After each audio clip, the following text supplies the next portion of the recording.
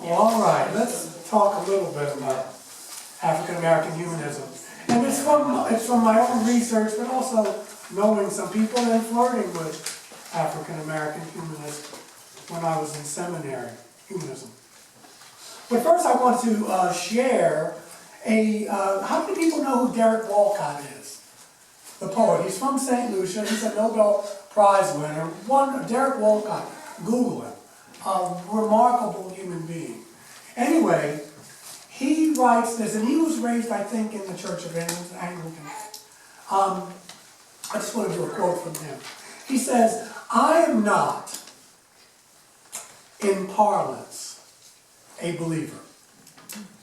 And yet my love for God, for the idea of God, has so far proved intransigent against all my well-founded protestations.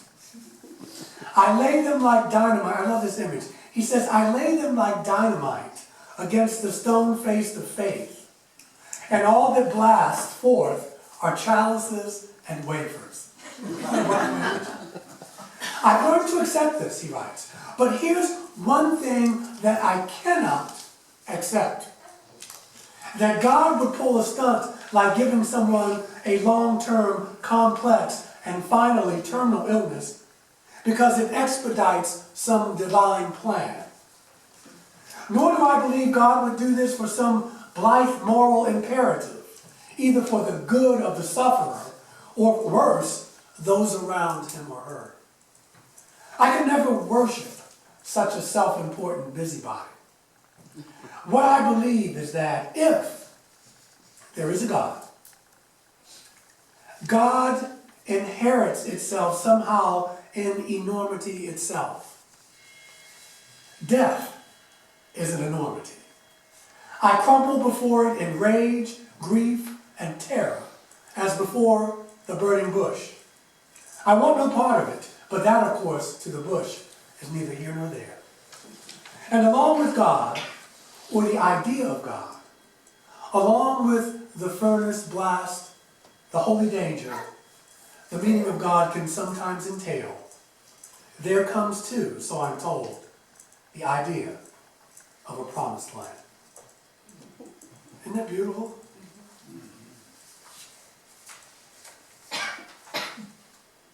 If you have abandoned one faith, do not abandon all faith. There's always an alternative to the faith we lose. Or is it the same faith simply under another mask? That's a quote from British novelist Graham Greene. I still remember meeting my first group of African Americans who identified themselves as humanists when I was a member of the Community Church of New York City. These folks were upper middle class, well-educated folks of color, like many of the European Americans, members of that congregation. And I met these men and women when I was in seminary at Union, and I was wrestling with my own theological path. Was I a UU Christian? Was I not? Was I a humanist? And so it was great to meet these men of color and women of color who had strayed, for lack of a better word, from the African American church tradition, because it takes a little courage. It takes courage to do it anyway, which is why we have a liberal faith community, but we can go into it afterwards. The folks that I met there were at least 20 years, maybe 15, 20 years older than me.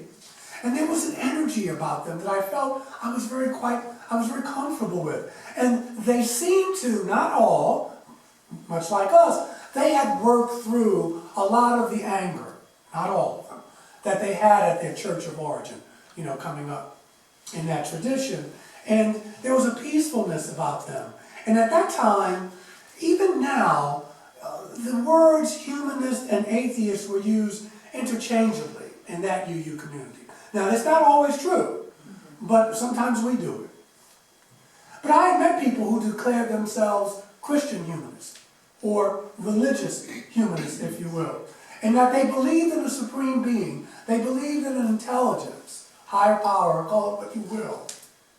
But they believed that since the problems of this world were created by human beings, then only human beings could solve them. An illustration may be in order here. Former slave and abolitionist Frederick Douglass may fit the bill as a religious humanist. Now, there was a book, a wonderful book I read many years ago, that, he attended the UU Church in Rochester. Actually, it was a Unitarian church back in the day, and so some people claimed him as a Unitarian, but he never self-identified as such. He Douglass wove together the eclectic strands of mid-19th century American Protestantism, which are our roots, Enlightenment Romanticism, and social reform in his assault on slavery. Now, again, there are those who said he was a Unitarian, but the jury's still out on that subject. But for Douglass, just like for many of us, natural law and reason, along with the belief that genuine religion and humanistic impulses are what support human freedom. You with me so far? Now, Douglass still criticized the African American church because at that time, many of the clergy were poorly trained, uneducated, anti-intellectual, and mindlessly emotional. Harsh words for the time. For me, looking back, Kierkegaard says life is lived forward, but only understood backwards. When I left the African American church, those were the reasons I did too. Now I look at it with softer terms now, right? Rumi says, when I was young and clever, I wanted to change the world. Now I'm wise, I just need to change myself. But those were my complaints. Douglass complained that at the time, the people were hopelessly dependent on divine action instead of lifting themselves up. And so by 1850, Douglass had moved beyond a God-centered, humanly passive religion toward a human-centered creed stressing the efficacy of human will, good works, and faith in human progress and the perfectibility of humankind. Sounds like our principles, right? Inherent worth and dignity, that we are constantly evolving. We're not where we need to be, but there's inherent good. And so we evolve, as opposed to Calvinism, which says that you're born and you're worthless, and if someone didn't die for you, the gig is up. Exactly. How can you look at this child and say this child is born in sin? I mean, even Stevie Wonder could see that that's just not.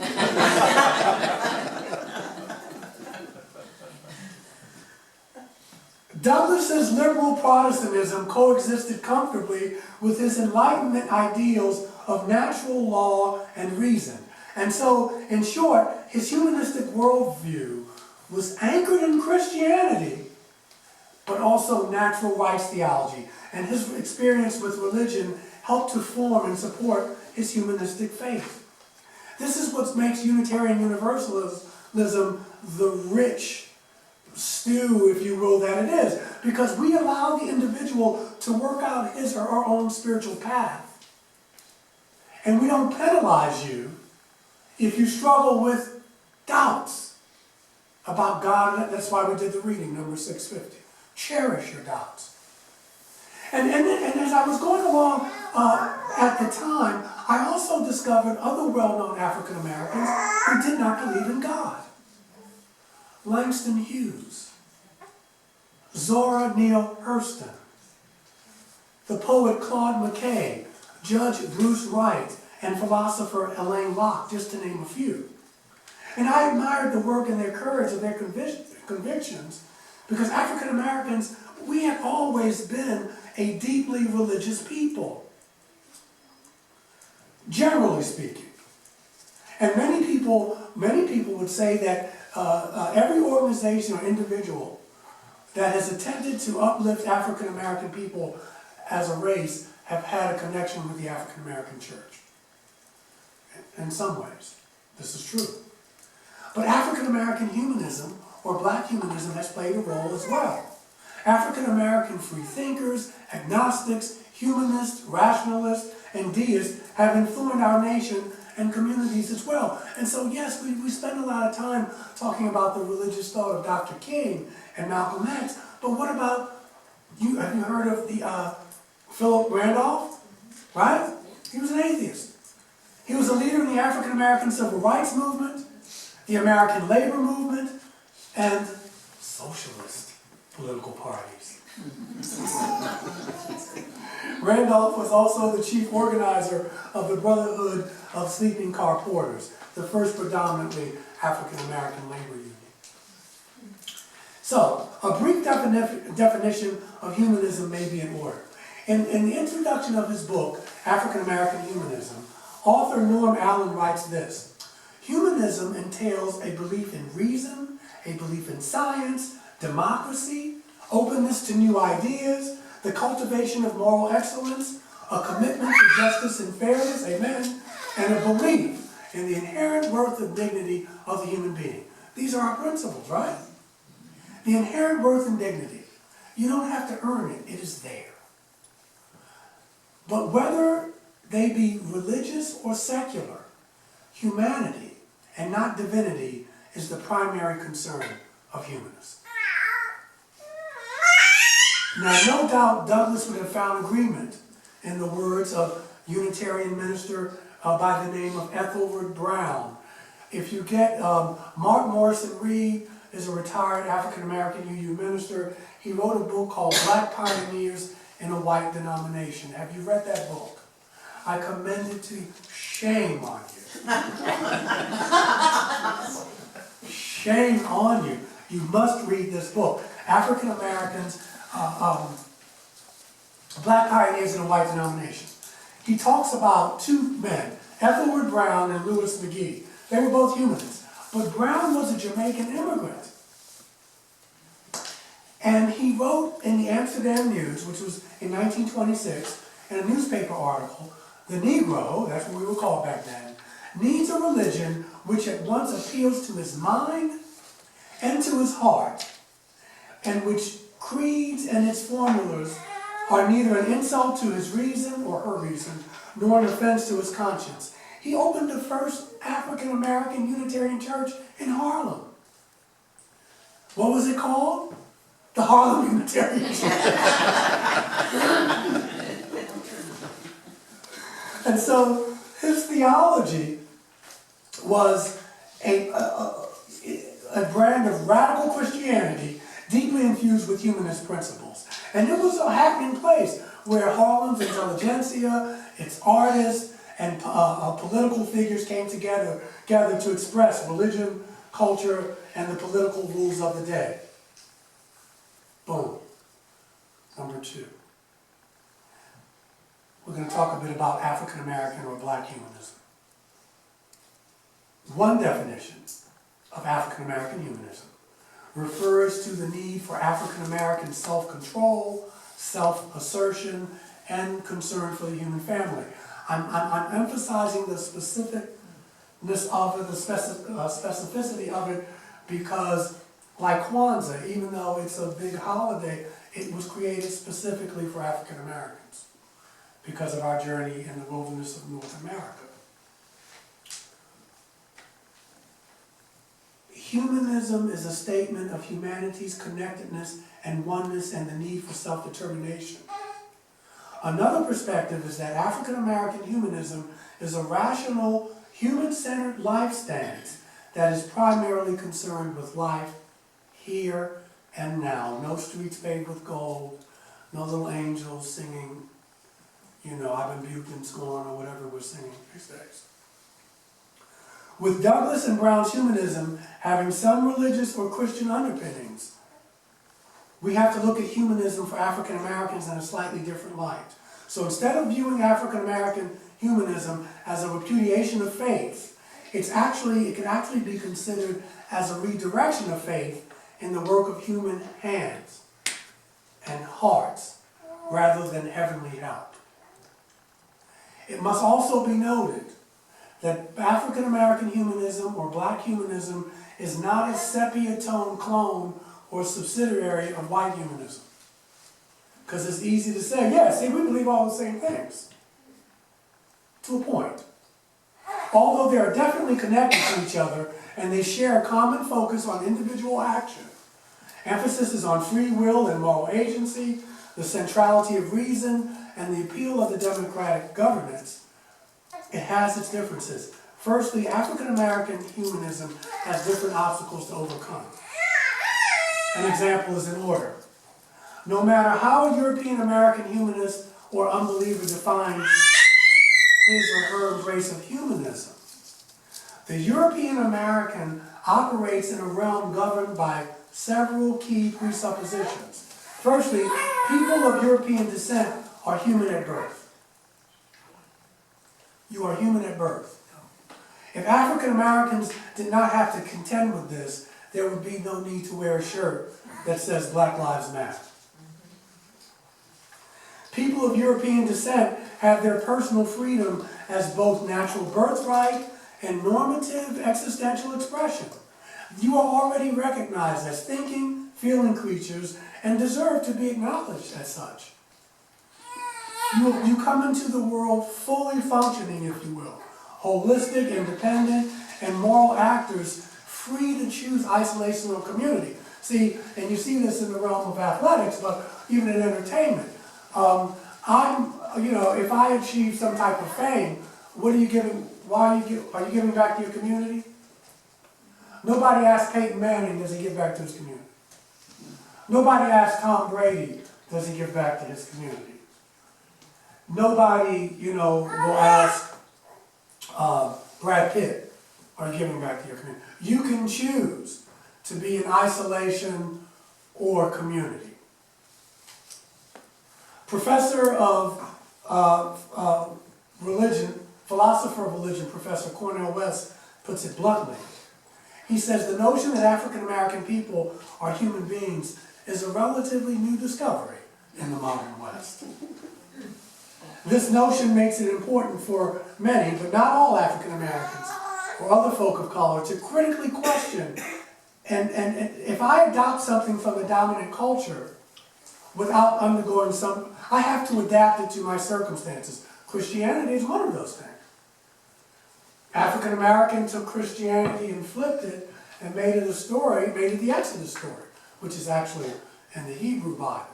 So we took this religion and we adapted it to our own circumstances in order to survive. Marginalized people do this. Gay folk do it. Folk of color, marginalized people will do this. Because survival is at stake. For those people, black or white or anything in between, to be part of a culture, thinking about Unitarian Universalism as well, that declares itself a Judeo-Christian nation, to assert that God does not exist, and that notions of theism and supernaturalism are matters of non-reality. And that's what some of us say as you use. That's a pretty bold statement. It takes a lot of courage to say that, especially in a nation like ours, who is deluded enough to think that it is really a Christian nation. And we'll punish you to prove it.